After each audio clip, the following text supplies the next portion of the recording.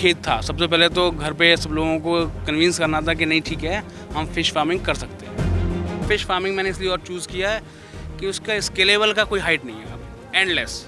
आप 1 एकड़, 2 एकड़, 100 एकड़, 1000 एकड़ जितनी आपके पास कैपेसिटी हो, आप उतना कर सकते हो उसके स्केल। कुछ मैंने कैमरे वैमरे लगा रखे हैं, तो मुझे अगर कुछ चीज़ दिख रही है, ये चीज़ कर सकते हैं, तो मैं उसमें कर सकता हूँ मॉनिटर। 2-3 तरीके की फ़िश कर रखी हैं। एक पंगेशियस है, वो कैट फ़िश फ़ैमिली की है। उसका अच्छा मार्केट है मेरे यहाँ लोकल में। और आईएमसीज़ हैं, कार्प्स होती हैं, उसमें रोहू, कतला, अमूर कार्प काफ़ी सारी हैं। और ऑन एवरेज 800 से ग्राम से लेके 1 किलो तक के मतलब फ़िश करते हैं हम। अगर इन टर्म्स ऑफ लैक्स बात करेंगे, लगभग 25 से 30 के बीच में। एक साइड पे? एक साइड पे, हाँ जी।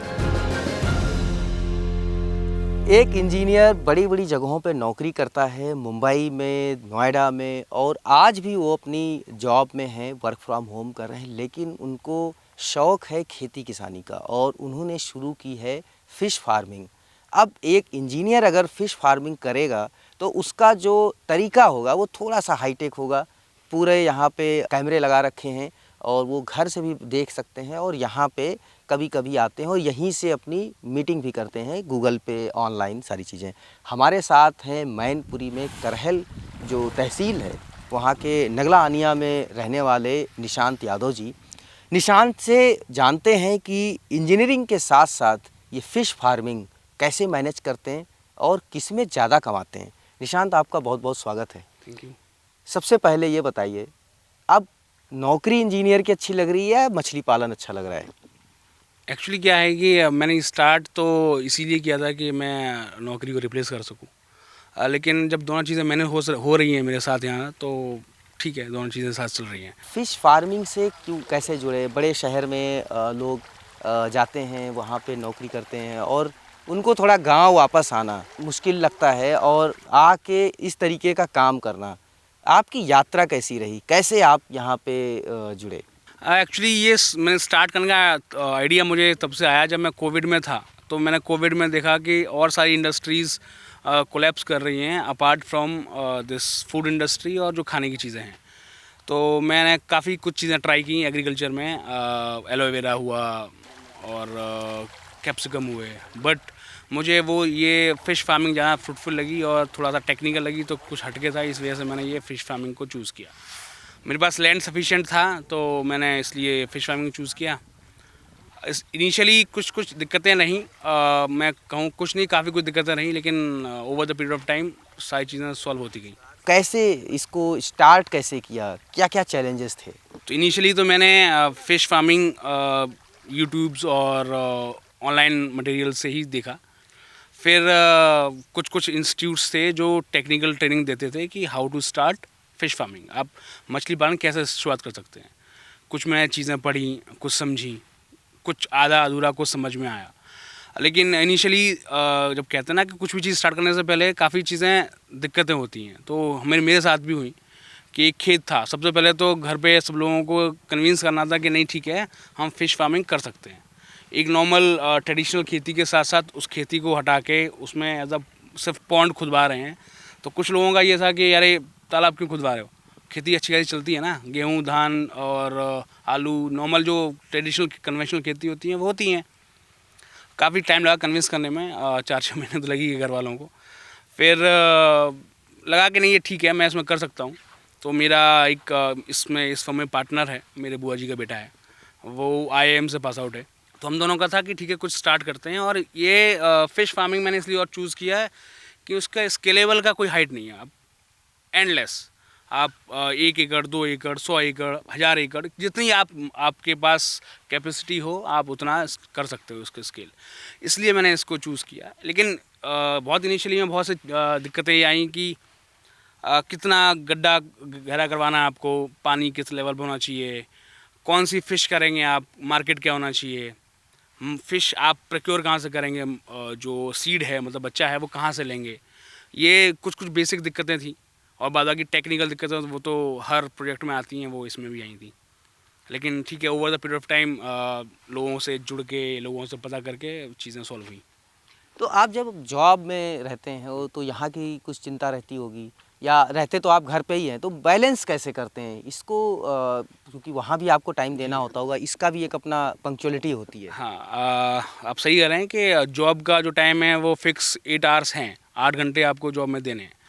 कि लेकिन बाय गॉड ग्रेस आप कैसे कह सकते हैं कि मुझे जो स्टाफ मिला यहाँ पे बड़ा ऑनेस्ट है, बड़ा पंक्चुअल है, तो मुझे इतना ज़्यादा दिक्कत होती नहीं है। लेकिन फिर भी मैंने, आप देख सकते हैं कुछ मैंने कैमरे हमने लगा रखे हैं, तो मुझे अगर कुछ चीज़ दिख रही है, ये चीज़ कर सकते हैं, तो मैं उसमें कर सकता हूँ मॉनिटर। और उसके साथ साथ वर्क फ्रॉम होम है, चल रहा है मेरा अभी भी। तो यहाँ मतलब यहीं आके मैं अपना जो मीटिंग्स हैं या फिर जो मेरे ऑफिस के काम हैं वो मैं यहीं आके करता हूँ। तो जो कभी एक आध घंटा कभी ऑफिस के लीन आवर्स होते हैं, लंच ब्रेक या कुछ और ब्रेक, तो उसमें मैं यहाँ पे देखता हूँ।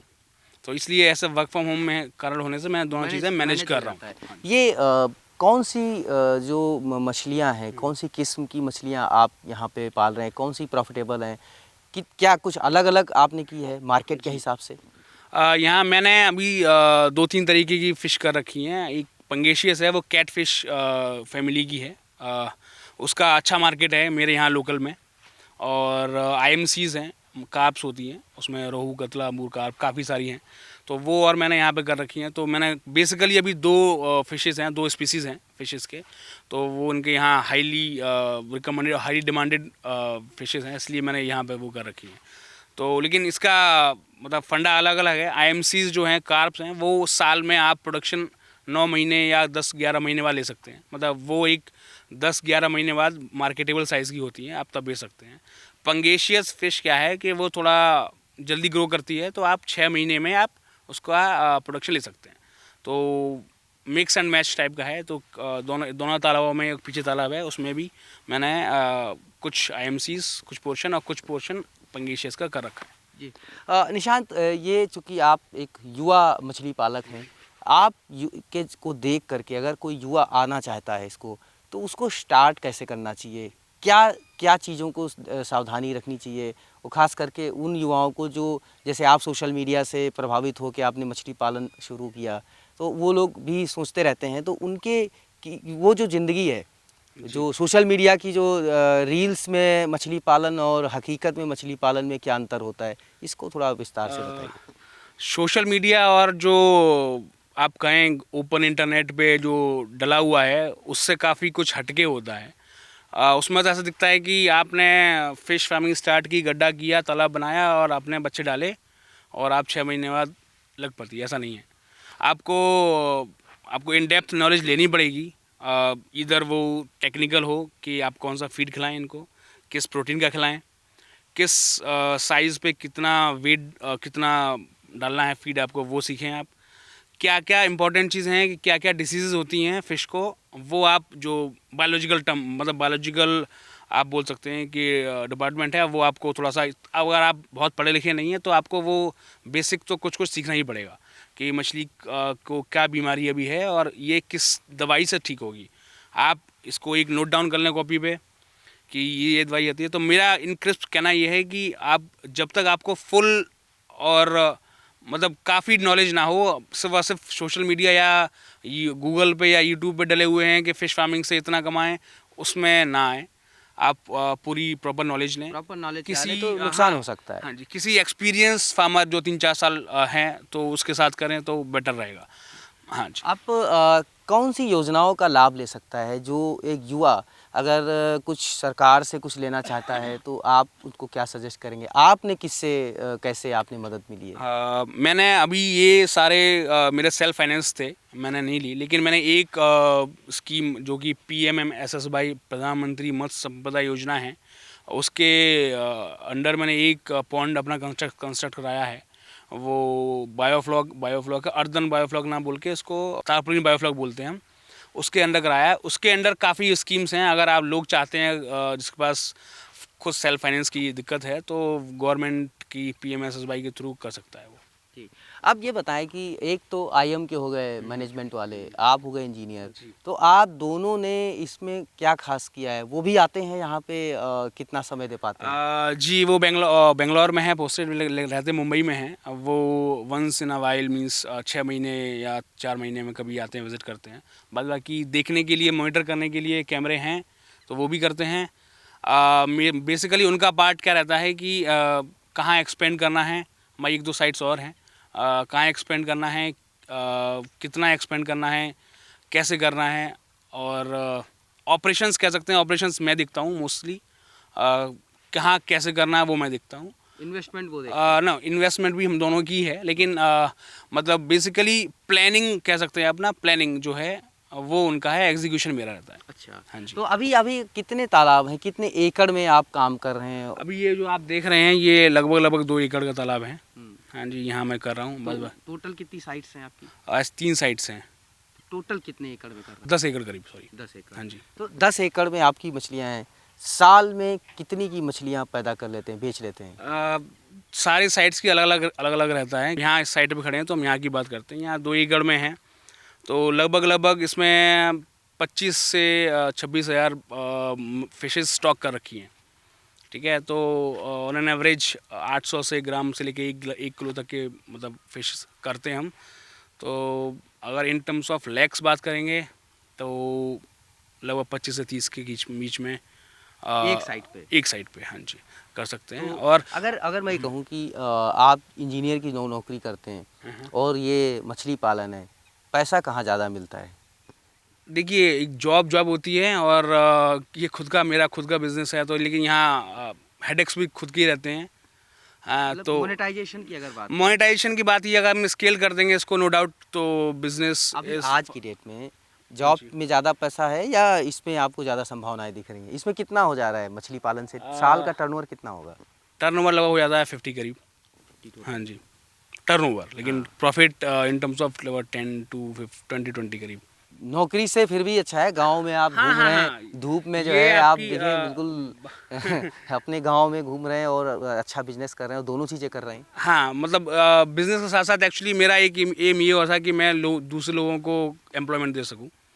काफ़ी लोग हैं जो एम्प्लॉयमेंट नहीं ले पा रहे हैं या नहीं ले रहे हैं, गांव के अंदर ही रह रहे हैं, तो वो लोग अगर एम्प्लॉयड हो जाएं यहाँ पे, तो it's far more much better than earning money. मतलब अगर पैसे कमाना ज़्यादा इंपॉर्टेंट ये है कि वो लोग नौकरी लें। मार्केटिंग के लिए क्या कर रहे हैं अभी? कहाँ कहाँ पड़ रहा है? उतना जो आसपास की मार्केट है वो सफिशिएंट हो जा रही है आपकी प्रोडक्शन के हिसाब से, या कहीं और जाना पड़ता है? नहीं, इस फिश फार्मिंग में एक्चुअली डिमांड सप्लाई का इंडिया में बड़ा काफ़ी ह्यूज गैप है। अगर नॉर्दर्न इंडिया में बात करेंगे तो काफ़ी जो फिशेस है वो सदर्न इंडिया से, मतलब साउथ साइड से फिश होके यहाँ आती है। तो अभी काफ़ी स्केलेबल के चांसेस हैं। मतलब आप कह सकते हैं जो लोग सोच रहे हैं वो लोग श्योरली आ सकते हैं, बट सजेशन यही है कि फुल और एटलीस्ट बेसिक जो एजुकेशन है वो उसके साथ ही आएँ, मतलब हाफ एजुकेशन के साथ ना आए। क्या चीज़ आपको दिखा कि ये चीज़ें लोग गलत कर जाते हैं? मेरे पास कई ऐसे दोस्त या कहेंगे जो लोगों ने स्टार्ट्स किए थे, वो लोग आए, उनका सबका यही रहता था कि मैंने मछली डाली और उसका प्रोडक्शन आया नहीं। रीज़न कुछ भी हो सकता है कि जैसे इसके ऊपर नेट्स लगाने होते हैं कि कुछ बर्ड या स्नेक्स हैं वो डैमेज ना करें। तो अभी 10 एकड़ में कर रहे हैं, अगले क्या प्लानिंग है? कितना आगे आप ले जाना चाहते हैं? स्केल क्या तो, कभी ये फुल टाइम जॉब भी बनेगी आपकी? हाँ, कोशिश तो फुल टाइम करने की है। मतलब ये है कि हम दोनों लोग अपना अपना जॉब रिप्लेस करते हैं, क्योंकि काफ़ी हेक्टिक रहता है, काफ़ी चीज़ें देखनी पड़ती हैं, समझनी पड़ती हैं। लेकिन ये खुद का है तो जितना मेहनत करेंगे उतना खुद कमा लेंगे, वैसा सीन है। बहुत बहुत शुक्रिया निशान जी, हमें बारीकियां बताने के लिए। ख़ास करके एक जो इंजीनियर है और एक MBA करके वो मछली पालक हैं, तो उसमें कुछ नई चीज़ें करने के लिए। तो ये निशांत यादव जी जो हमें अपनी यात्रा के बारे में बता रहे थे कि कैसे एक इंजीनियर मछली पालक बन गया, गांव आता है और देखता है कि उसको कुछ करने की इच्छा होती है, घूमते घूमते वो मछली पालन में आते हैं और आज ये एक अच्छे मछली पालक हैं और अच्छा पैसा भी कमा रहे हैं। आगे चल के ये फुल टाइम मछली पालक भी बन सकते हैं। मनीष मिश्रा, गाँव जंक्शन। गाँव जंक्शन को सभी सोशल मीडिया प्लेटफॉर्म्स पर फॉलो करें। व्हाट्सएप चैनल और जीमेल आईडी पर भी संपर्क साध सकते हैं।